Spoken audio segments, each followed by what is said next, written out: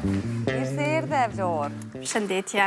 Shëndetje ty. Se gjeta, faleminderit për ftesën. Faleminderit ty që ke ardhë, hajde të lutem. Prato ajo, Faleminderit. Si je? Mirë, Ishen faleminderit. punësat? Po, edhe pse me gjysmë orare, Si po... shkoj, me gjysmë orari. E bëre veç sot që do ishe të ne? Vetëm sot, po, patjetër. Të dhanë leje, s'prish Po, patjetër. Faleminderit shifit, publikisht.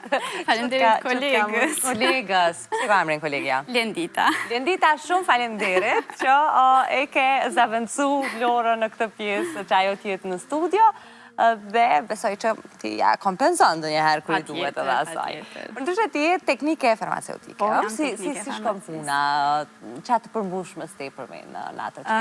Unë në fakt fakultetin e kam për infermieri, mirë po puna që më ka tërhekur gjithmonë më shumë, ishte mbarnatore. Aty e gjej vetën, aty ndihem rehat, duke më ndihmuar të tjerve, është një profesion që më përmbush. I ke dhanë Lenditës, kolegës tënde një kopje të librit që po më Patjetër, po. Si rendua që të më flasësh pak, se nuk u bë asnjë vetë me aqë sa më kishe shkrujt në Instagram, ku më tregove që donë me rëfy si histori të ndën. Ku gjete forcën me fillu me shkrujt fjalët e para? Kjo po më vjen pjesë. Pasionin për shkrimin e kam pas qysh në fëmiri. Gjithmonë kam shkrujt, e kam shprej vetën. Mirë po libri lindi pas humbjes së babit tim.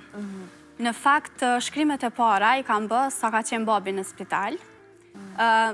Ishte një dhimbje që nuk dija kujt t'i shpresha dhe vendosa me shkrujt. Por pasi babi vdiq, e pashe ishin disa emocione që nuk mund t'i mbaja vetëm për vete. Dhe mendova që ndoshta shërimi më i mirë është për me pranu dhimbjen edhe për me jetë për para. Se sa do që na vëmb, jeta është e gjatë dhe do të vazhdojmë për para. Dhe kam dashur që të jetë edhe një mesazh për të gjitha vajzat që kam pasur humbjen e njëjtë si kurën. Këtë pasionin që kishe për shkrimin qysh në kohë të hershme, sa ishte babi në jetë, ata kishte vënë re, ose a i ndoje me të ndonjëherë shkrimet, atë të motivon të ndonjëherë për me shkrujt edhe një libër? Në fakt po, të gjithë e kanë ditë se unë shkruaj, mirë po për me shkrujt një libër, s'ja ka marrë mendja as kujt, madje as mua ndoshta. Po, me babin i kam da, se babi ka qenë gjithçka për mua, ka qenë një shok, ka qenë shumë i afërt me mua, i kam da të gjitha gëzimet me të gjitha vendimet e mia, gjithmonë ka besuar në zgjedhjet e mia, dhe në fakt kam dasht kjo me qenë edhe në nderim të kujtimit për babin tim. Të lumë, nëse mund pës, prej qka po shqetëson të shëndeti i babit në fillim? Po, ka fillu me një dhimbje lukthi, e cila unë edhe pse punoja në barnatore, ja bëja të letë, i thoja se ke nga ushqimi, jo nuk po shesh mirë. Dyshoje që ishte më tepër se kaq? Asnjëherë. Me sa duket, për njerëzit e zemrës, dhimbja nuk ta pranon zemra asnjëherë, se çfarë mund të jetë. Mirë po pas disa kontrolleve të shumta, analizave, doli se ka kancer në ezofag. Ushtrime njëherë në spital dhe për 2 muaj veç se vdiq. Unë shkoja vazhdimisht në spital, i shihja raportet, i shihja gjërat, po kur nuk ma merte mendja se ishte qajo smundje, sepse nuk ma pranon të zemra. E ka marrë vesh në një prej netëve kur isha në vizit, nuk ishte mami e pranishme në dhomë, dhe i kam shikuar dokumentet fshehura zisaj, dhe ka marrë vesh që është smundja e kancerit, dhe mbaj mend se atë natë kam qarë tër natën, deri në mëngjes. E ndove me dikë? Të gjithë e dinin. Vetëm unë nuk e dija së mundjen saktësisht cila ishte. Sepse në atë kohë unë isha shtatzon, me fëmin tim të parë, dhe të gjithë në një farë mënyre më ruanin mua, që të mos shqetësohem, të mos merakosem. Ndërkohë, babi ishte në gjendje të paktën ato të fillimi të komunikonte me ju edhe a vendosët që t'ja tregonit edhe ati? Jo, vendosëm që të mos t'ja tregojmë. Babim, nëse vlera një njeri jo, matet me dukat, babim e kish kalu 24 karatëshin. Ka qenë një njeri shumë i qetë, shumë me një pasion dhe një vullnet jashtëzakonshëm për jetën. Dhe tu e ditë këtë gjë, na vendosëm mos mi tregu se çfarë smundje ka. A çdo ditë zgjohej me vullnetin, javën tjetër do të përmirësohem, javën tjetër do të bëjmë piknik, gjithmonë kishte ideja të ndryshme se çfarë do të bëjmë javën tjetër. Dhe vendosëm mos m'ja tregu. Po tani javët e fundit, gjendja e tij shëndetësore vetë se erdhi tu përkeqësu. Vjen shumë keq për këtë humbje, sidomos në situatën, pra në fazën të cilën ti ndodheshe. Pas sa kohe erdhi në jetë fëmiu? 3 ditë pas vdekjes babit. 2 qershor 2019, unë e linda fëmin tim të parë. Dhimbjet e lindjes, nëse më pyet, nuk i mbaj mend. Por mëngjesin asaj dite e mbaj mend shumë mirë. Ishin 2 emocione shumë të kundërta. Në njërën anë, po përjetoja dhimbjen më të madhe të jetës time. Në anën tjetër, mrekullia ime se kishte ardhur në jetë. Nuk mundesha ta telefonoja as mamin, as motrën, sepse e dija që ato janë të shtëpia në fshat, duke me mërzime. Isha në një pik me jetën time, ku nuk disha a duhet me u gëzu, a duhet me u mërzit. Mirë po, mëmësia më ka ndihmuar shumë.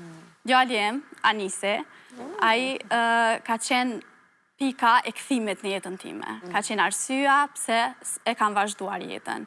Në fakt, sot kam 2 djemë, dhe ata çdo ditë janë arsyeja që unë vazhdoj jetën dhe nuk dorëzohem asnjëherë. Ti kesh me jetë të gjatë dhe duket ky është cikli i jetës. Diko ta merr jeta, një tjetër ta sjell. Cili ishte mendimi i parë që t'erdhi kur i pe atje engjëllit fytyrën? A do t'jam nane mirë? Dilema, pyetja më duket që shumë nëna e ka. Qysh kom ja dalë me tërë këtë dhimbje në zemër me qeni nane mirë për djalin tem? Për t'ja dole. Mendoj se po. Shumë mirë për këtë dhe dua shumë që me që ke vendosur të ndash edhe publikisht një histori si kjo, ta shfrytëzoj unë me që jemi po na shohin shumë njerëz dhe dua ta shfrytëzoj që t'ju them të gjitha vajzave, djemve, atyre që po kalojnë në një situatë të ngjashme, të qohen, ta mbledhin veten, sa do e vështirë të jetë, patjetër, por gjithmonë duhet ketë një arsye për të ringrit. Në fakt, ky është edhe qëllimi i librit tem, Bi e ti gruaj jetës, sepse në jetën time unë kam shoqe të cilat nuk e ka njërin prind, qoftë babin, qoftë nënën, dhe gjithmonë i kam patu e vazhdu jetën. Në ato ditë e para, unë kam mendu si do t'ja bëj. Kur do t'vi koha që dhe unë do të zgjohem një ditë dhe do të them, sot do të shkoj në punë. Po, është edhe një frazë në librin tem që më pëlqen shumë, edhe me dhimbje jeta është e bukur. Gjithkush ka një arsye, dikush për hatër të nanës, dikush për hatër të babës, dikush për hatër të fëmijëve, të familjes, po dhe për hatër të vetës po. Këto deshta me thonë, së pari për hatër të vetës, sepse s'mund t'jesh i mirë për askën rrethin tënë. Nëse nuk je për vetën tënde. Nuk je mirë me vetën. Për sa kohë edhe sa net pa gjumë me slot vetë u deshëm për ta shkrujtë? Me përmbledh krejt gati 1 vit më është dasht, mirë po ka pas ditë që s'kam dasht me pa fletorën me sy, se kam qajtë shumë. Se gjitha ato që i shkruaja më rikthenin në kohën dhe i përjetoja edhe njëherë. Por gjithmonë ja kujtoja vetës, pse e kam nisë për babin tim, për të gjitha vajzat, që fëmijët e mi një ditë të jenë krenar për mua. Jo se jam perfekte, po se nuk jam dorëzuar për ta. Qka përmban libri, Flora? Në çfarë forme e ke sjell? Ke folë veç për përjetimet të tua pas humbjes së babit, apo i e kthy edhe kohës duke nda historimet e duke përshkruat në një personazh? Pra si, qka është përmban? Libri është një roman që fillon që nga fëmijëria ime. Përshkrimi i parë është i shtëpisë, të cilën kemi qenë, të cilën sa herë vizitoj, më rikthehen të gjitha kujtimet e fëmijërisë. E njëjtë akoma, edhe pse tani askush nuk jeton aty, por e njëjtë është shtëpia. Pastaj kam shkruar se sa fëmijëri të lumtur kisha, se me sa sakrificë më kanë rritur prindrit e mi, që një ditë unë të shkollohem dhe të jam një grua e pavarur. Pastaj e përshkruaj kohën kur jam dashuruar, edhe ajo një pjesë e rëndësishme e jetës time, patjetër. E përshkruaj sa shumë e ka dashur babi burrin tim. Dhe kjo është një pjesë që ndoshta më ka mbetur gjithmonë në mendje dhe jam ndjer e hat sepse kam pasur një lidhje shumë të mirë ata dy. Pastaj mbarimin e universitetit, ëndra për të cilën kanë luftu prindët e mi, dhe pastaj vjen smundja e babit dhe humbja e tij. Ndoshta këta të fundit që i ceka janë kapitu që e kam pas mos vështirë me i shkru, Mirë po kam dashur me vazhdu shkrimin që ta din njerëzit, posaçërisht vajzat, që unë kam jetu edhe pas asaj kohe, edhe pse ka qenë vështirë, është akoma, ka ditë kur malli nuk mundem ta mbaj çaj ende, mirë po në mëngjes zgjohem dhe i kujtoj vetes se për çfarë duhet të vazhdoj të jetoj. Është njerëzore, edhe të qash, edhe fundja të ndjesh është vetë njerëzore. Do të lexosh diçka për fund, ose se si përfundon libri, ose një varg që ti mendon se është shumë i nevojshëm për ta dëgjuar kushdo që mund të jetoj mes dhimbjes së madhe dhe mallit për dikë. Nuk kisha dashur me lexu pjesën kur e kom shkru pas vdekjes babit, se nuk du me u emocionu. Cilën ti të duash? Du me lexu diçka të fundit që është edhe qëllimi pse e kam nisur. Jeta nuk është kur një rrugë e drejtë, asnjëherë e lehtë. Ajo është një udhëtim me ngritje e rënje, me sfida dhe triumfe. Të jesh grua do të thotë të rrëzohesh 100 herë dhe të ngrihesh edhe një herë më shumë, me zemër të fortë dhe me shpresë të pashuar. Ne gratë mbajmë me vete fuqinë për të ndërtuar, mbrojtur dhe dashur pa kushte. Jemi nëna, motra, bashkëshorte, shoqe, por mbi të gjitha të jemi vetvetja. Dhe nëse më lejohet, kisha dashur edhe një mesazh për të gjitha vajzat. Së pari, patjetër që duajni dhe përqafojeni sa më shumë prindrit tuaj, sepse një ditë nuk do të jenë më. Dhe ne mendojmë se ajo ditë është pas 100 vjetësh, por fatkeqësisht vjen ajo ditë. Dhe së dyti, mos heq dorë kurrë nga vetja. Beso në ëndrat e tua. Kur kam nisur shkollimin, kam ardhur nga fshati në Prishtinë. Nga cili fshat? Tërnava. Një fshat në Podujev. Të gjithë më kanë thënë se nuk mundesh të shkosh në shkollën e mjekësisë, nuk mund t'ja dalësh, po ati sakrifica, por ja dola. E nëse unë ja dola, se cila vajzë mundet. Kështu që mos u dorëzo së besuarit tek vetja jote. Edhe sa më larg njerëzve që tonë s'mundesh me ja dalë, se Patjetër. ata janë syliqarë. Patjetër.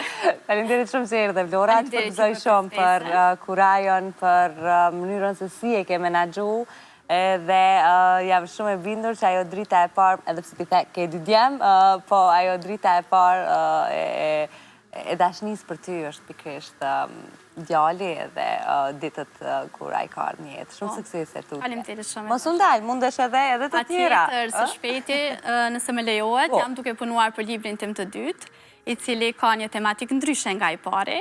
Do të jetë një libër frymëzues, sepse besoj po shihet që jam pak feministe. Do të flet për një vajzë, për vendimin e saj për të shkolluar, për ta ndjekur karrierën e saj dhe duke mos hequr kurrë dorë nga vetja e vet. Okej, ne do të jemi në